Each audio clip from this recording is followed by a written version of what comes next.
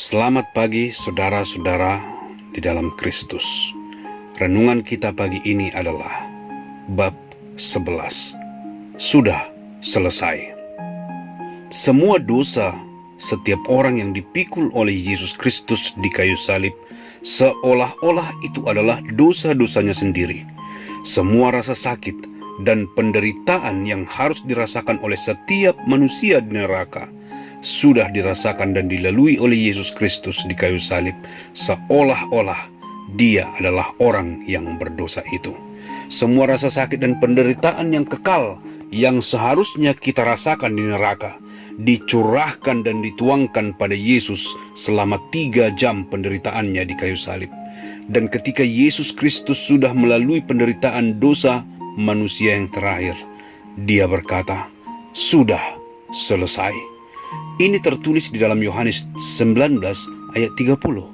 Sesudah Yesus meminum anggur asam itu, berkatalah Ia, "Sudah selesai." Kata "sudah selesai" yang diucapkan Yesus ini adalah bahasa Yunani yang terdiri dari satu kata, yaitu tetelestai, yang selalu digunakan untuk penyelesaian satu pembayaran atau transaksi. Arti sesungguhnya adalah lunas. Ini mengartikan bahwa misi dan tujuan yang harus dilakukan oleh Yesus di dunia ini sudah selesai. Upah dosa ialah maut. Itu sudah lunas dibayar. Semua dosa-dosa manusia sudah selesai di kayu salib. Dosa yang dahulu, yang sekarang, dan yang akan datang sudah lunas dibayar. Mungkin kita terkejut mendengar bahwa Yesus sudah selesai membayar semua dosa kita, bahkan dosa kita yang akan datang. Akal pikiran kita bertanya-tanya, bagaimana mungkin Yesus membayar semua dosa kita yang akan datang, sementara dosa-dosa itu belum dilakukan? Sesungguhnya kita lupa bahwa Allah sudah tahu dan sudah melihat kita 2000 tahun sebelum kita ada. Dan sebagai Allah, Yesus sudah melihat setiap dosa yang akan kita lakukan sebelum kita melakukannya. Yesus sudah membayar semuanya di kayu salib. 3 hari kemudian Yesus membuktikan bahwa Dia sudah membayar lunas semua hutang dosa kita melalui kebangkitannya dari antara orang mati. Jika dosa-dosa kita masih belum lunas dibayar dan sampai pada saat ini Yesus masih memikulnya, maka Ia tidak akan mampu bangkit dari antara orang mati dan tidak akan bisa naik ke surga, karena di surga tidak ada dosa. Sungguh, Juru Selamat kita yang sempurna telah melakukan pekerjaan yang sempurna di kayu salib. Karena perkataan Yesus sudah selesai begitu indah, maka kita yakin akan kesiapan kita untuk kehidupan yang kekal di surga, karena semua dosa sudah lunas dibayar di kayu salib. Agama-agama di dunia ini tidak menjanjikan hidup yang kekal. Mereka hanya memberikan aturan dan ritual agama yang menurut agama dapat membantu untuk memperoleh hidup yang kekal.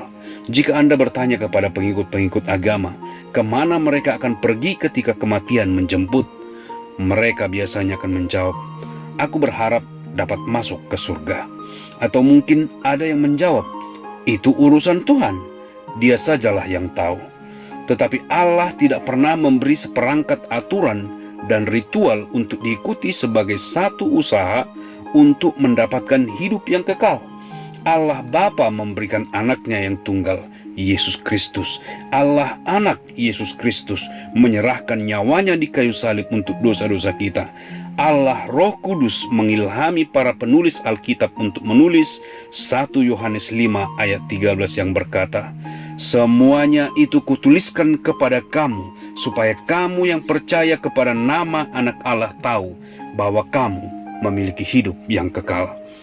Bagi semua, siapa saja yang percaya bahwa Yesus Kristus sudah mati untuk semua dosa-dosa kita di kayu salib dan bangkit dari antara orang mati, 1 Yohanes 5 ayat 13 mengatakan kita tahu bahwa kita memiliki hidup yang kekal.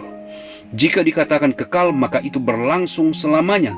Dengan kata lain, pada saat kita percaya akan pekerjaan Yesus yang sempurna di kayu salib, kita bertobat dari dosa dan membuka hati untuk menerimanya sebagai Tuhan dan Juru Selamat kita pribadi, maka dari sejak saat itu kita memiliki hidup yang kekal yang berlangsung selamanya.